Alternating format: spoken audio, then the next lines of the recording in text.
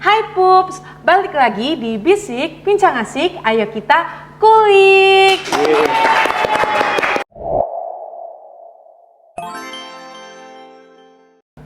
Halo semuanya, kenalin aku Mesya Rizka Widati dari jurusan Administrasi Publik Angkatan 2023. Di sini aku sebagai moderator yang bakalan nemenin kalian untuk ngulik informasi dari narasumber di Bisik kali ini nih Pups. By the way, gimana nih kabarnya kalian semua? Semoga sehat dan bahagia selalu ya. Tapi kalian udah kepo belum nih sama tema Bisik kali ini? Mungkin aku langsung spill tipis-tipis aja kali ya. Gimana ya spillnya? Oke, kalian ada bingung nggak sih tentang kira-kira mau ikut kegiatan non-akademik di kampus nggak ya? Terus benefit dari ikut kegiatan non-akademik kayak gitu tuh apa sih?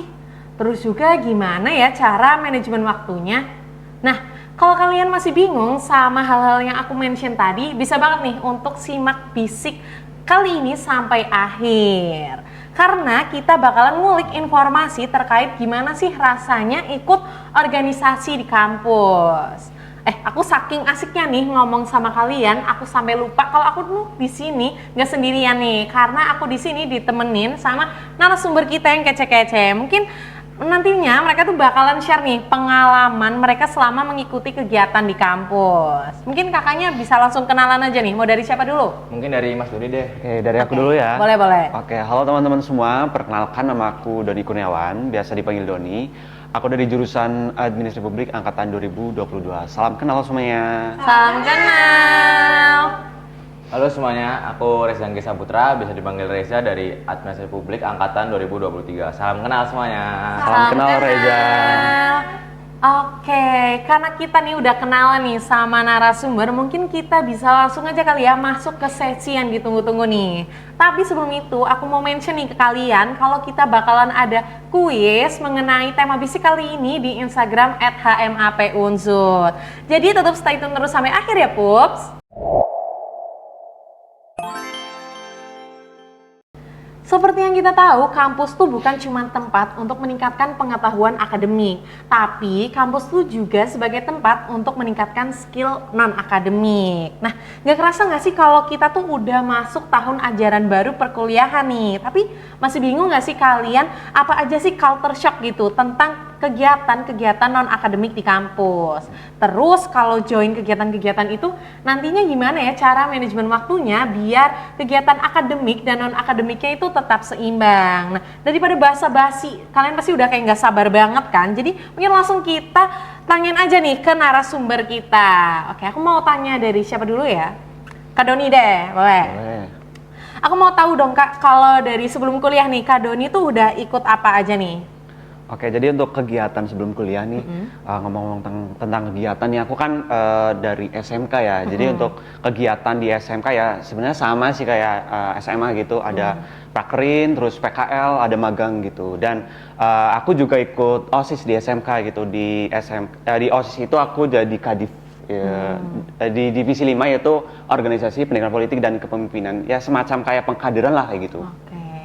Emang udah berpengalaman gitu ya dari sebelum kuliah. Nah, kalau dari Reza sendiri ikut apa nih sebelum kuliah? Oke, sebelum kuliah aku beda ya dengan Mas Doni tadi. Dari Mas Doni itu dari SMK, ada magang, PKL, dan lain-lain gitu. Dan sedangkan aku dari SMA. Nah, di SMA ini aku sama sekali nggak mengikuti kegiatan apapun dari kepanitiaan maupun organisasi seperti itu. Jadi emang kerjanya cuma main pulang seperti itu. Apa tuh berarti? Sipu-sipu, siswa pulang. Ya, betul. Oke, berarti tadi tuh udah ada Kak Doni yang emang berpengalaman nih dari sebelum kuliah, dan ada Reza nih yang newbie gitu ya. Nah, mungkin aku lanjut nih, mau tanya kalau sekarang nih dari siapa ya? Reza deh. Boleh. Kan tadi newbie nih Reza, sekarang di kampus tetapkah menjadi seperti itu atau sekarang udah ikut apa aja nih?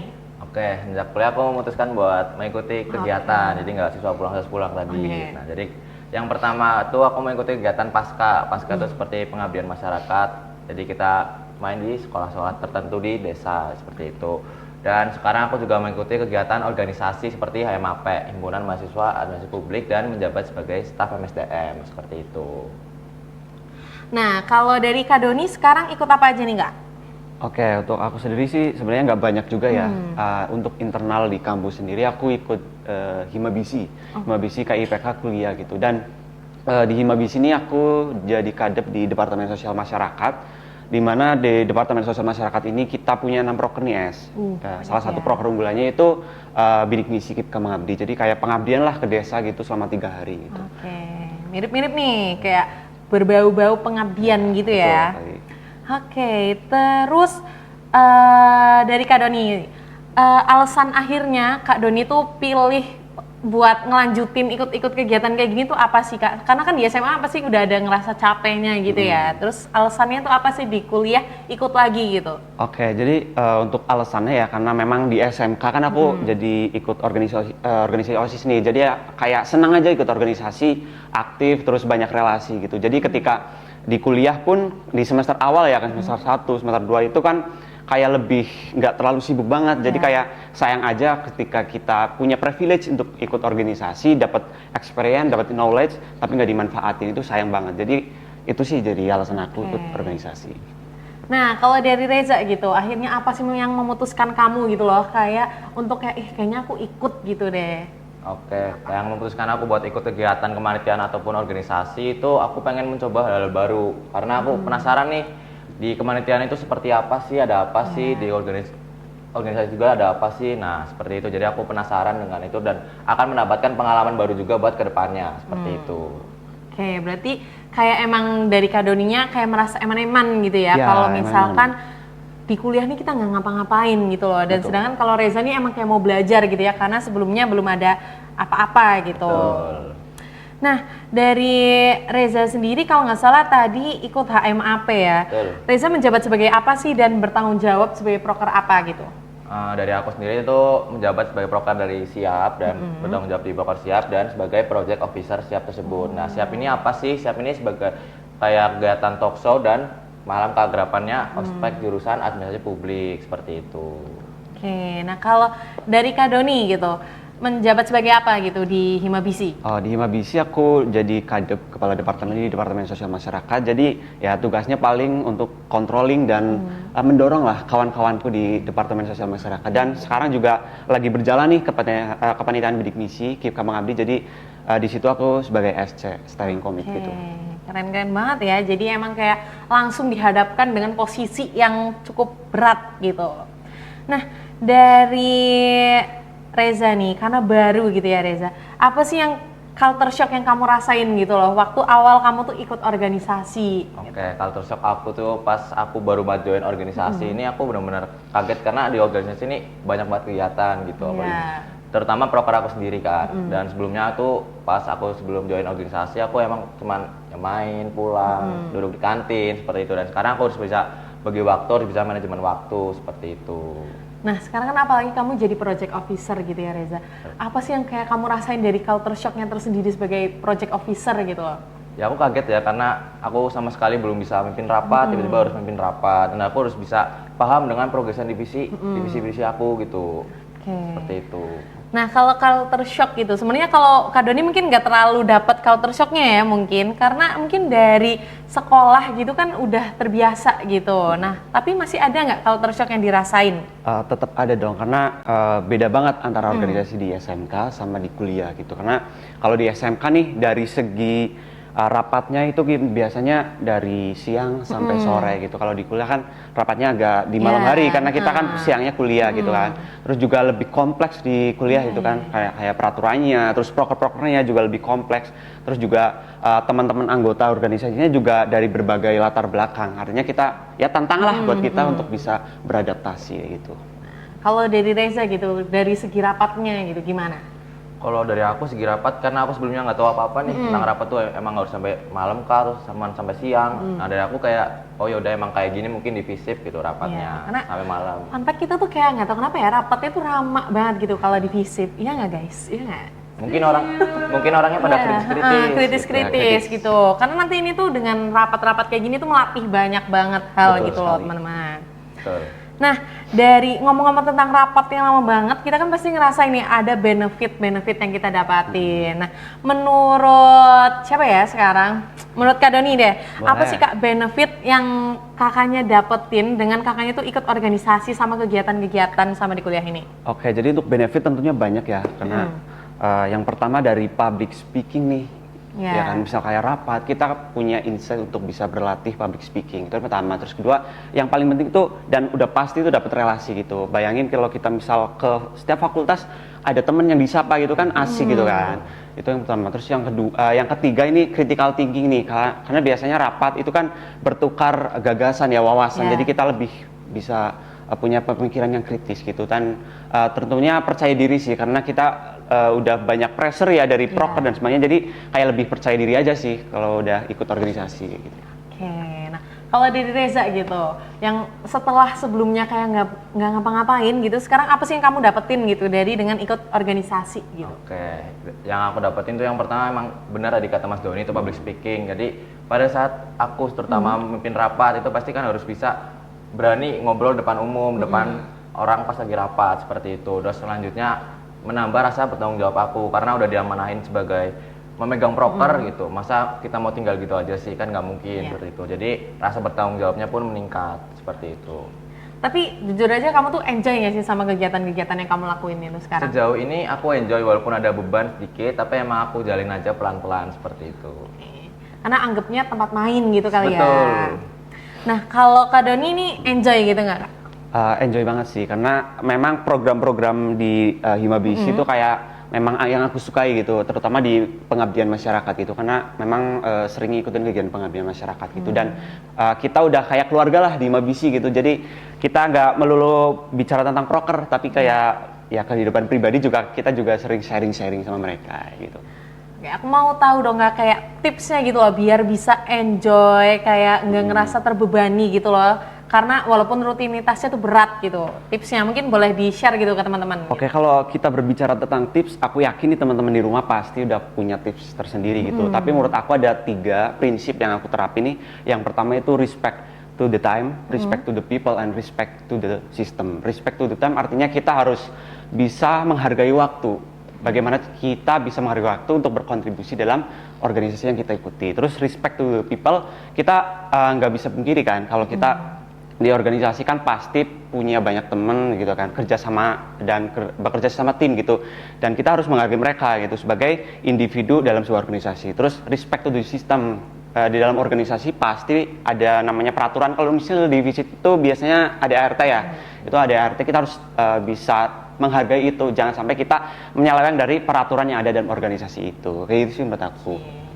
Tuh, nah itu tipsnya kalian bisa terapin guys. Nah kalau dari Reza nih, tips biar bisa enjoy-nya tuh gimana tuh? Oke, kalau dari aku pribadi itu cukup simpel ya, karena dari kalian aja anggap aja organisasi tempat belajar kalian gitu, karena emang kalian bisa saling ngasih ide, tukar pikiran seperti itu, dan kita karena kita bertemu dengan teman-teman baru ya, karena kita ya anggap aja tempat bermain seperti itu, karena diselingi dengan bercanda seperti itu.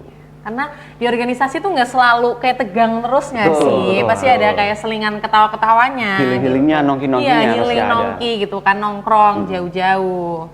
Nah, aku mau tahu dong Reza, cara biar kamu tuh tips memanajemen waktunya dari kamu tuh gimana? Oke, tips manajemen waktunya ya dari aku itu kalian harus, mana sih yang harus diprioritaskan terlebih dahulu. Misal kalian ada waktu kuliah, kalian masuk dulu ke kelas kuliah. Misal itu habis itu ada kegiatan organisasi, baru kalian mengikuti rapat dan lain-lain seperti itu. Habis itu misal ada selingan waktu dari kegiatan organisasi ataupun kuliah, kalian baru bermain dengan teman-teman kalian. Baru seperti itu. Bikin enjoy aja intinya ya. Betul. Nah, kalau dari Kak Doni nih, tips manajemen waktu menurut Kak Doni itu yang gimana sih? Oke, berbicara tentang manajemen waktu kayaknya agak sulit juga ya, tapi aku bisa temuin ini dari SMK, karena memang SMK kegiatan juga lumayan padat, bisa sampai malam gitu kan.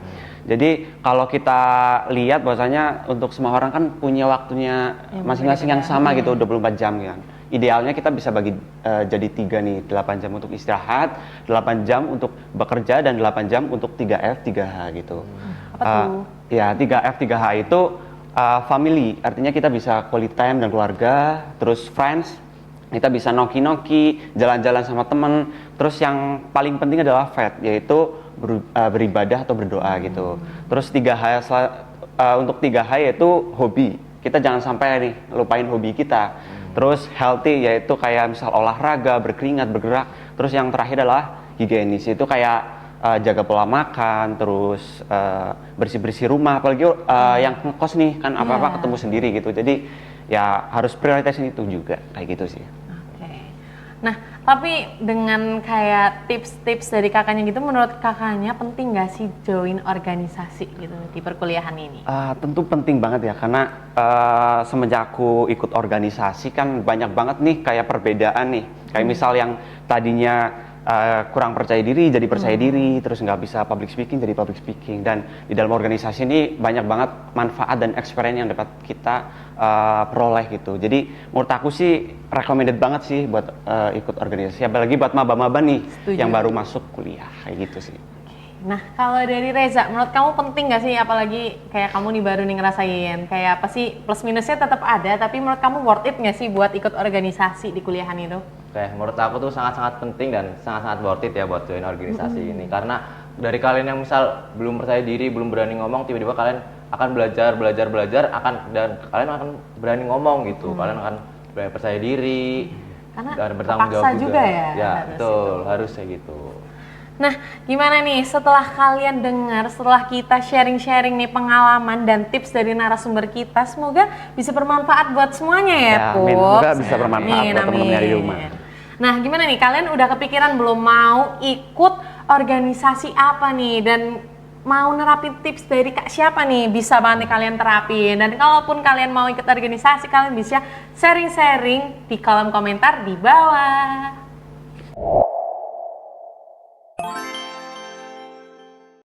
Nah, setelah kita sharing-sharing sama narasumber kita tuh ternyata jadi tahu ya kalau ikut organisasi tuh real sepenting itu gitu loh. Karena kita tuh bisa dapat banyak banget benefit, tentunya relasi dari berbagai jurusan dan fakultas. Dan juga kita tuh bisa meningkatkan rasa percaya diri dan meningkatkan rasa tanggung jawab gitu-gitu loh lewat public speaking, dan membuat kita tuh jadi bisa berpikir lebih kritis. Tambahnya juga kita tuh bisa meningkatkan skill problem solving loh. Gimana Pups? Aku mau denger nih pendapat kalian. Seru kan podcast kali ini? Seru dong. Harus dong, pasti. Narasumber siapa dulu nih? Kece gitu loh. Nah, kita tuh jadi bisa dapat banyak banget nih informasi dan pengalaman tentang organisasi dari narasumber kita yang kece-kece ini. Tapi sebelum itu tentunya aku mau ucapin nih makasih banget buat Kak Doni dan Kak Reza yang udah mau kita kulik tentang informasi dan pengalaman-pengalamannya terkait tema kita hari ini. Oh ya, aku juga ngucapin makasih nih udah diundang ya, Za. Seneng Ya, banget betul. sumpah sama acara ini ya gitu. Oke, semoga bisa bermanfaat juga buat kakak-kakaknya, dan aku juga mau ngucapin makasih banget nih buat kalian yang udah dengerin podcast Bisik kali ini dan bareng kita hari ini, dan tetap semangat buat tingkatin hard skill dan soft skill di kampus ya Pups. Aku Maes, Aku Reza. Aku Doni. kita pamit undur diri, sampai jumpa di Bisik selanjutnya. Sampai jumpa Pups. Bye-bye.